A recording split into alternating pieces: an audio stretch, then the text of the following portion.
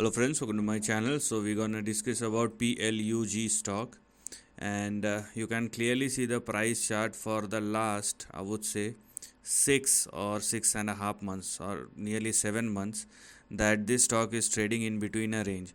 So we can clearly say that this is a range bound price action, and you can go for both ways. That's the big problem. I'll explain you why.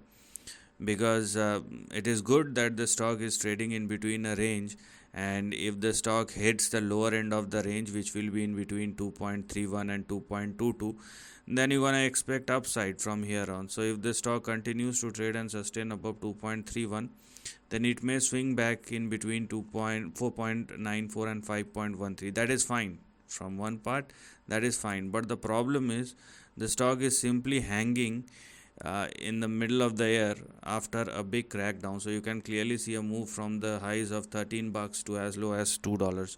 So what is basically happening is a move which looks something like this: a downside and then a consolidation.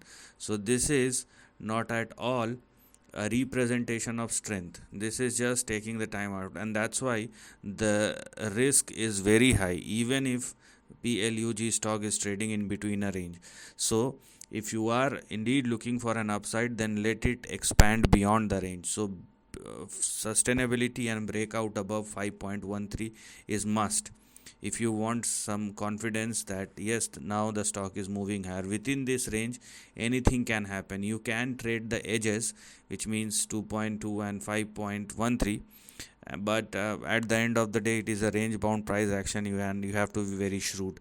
And the moment it started falling below 2.22 or less, you will see the fresh downside, and that's where the risk lies. So you better understand the risk before simply think that now I can trade it because the stock is trading in between a range. Yes, it is there, but it will depend upon the momentum of the stock and momentum of the market as well. So this is the end of the video. Thanks for watching.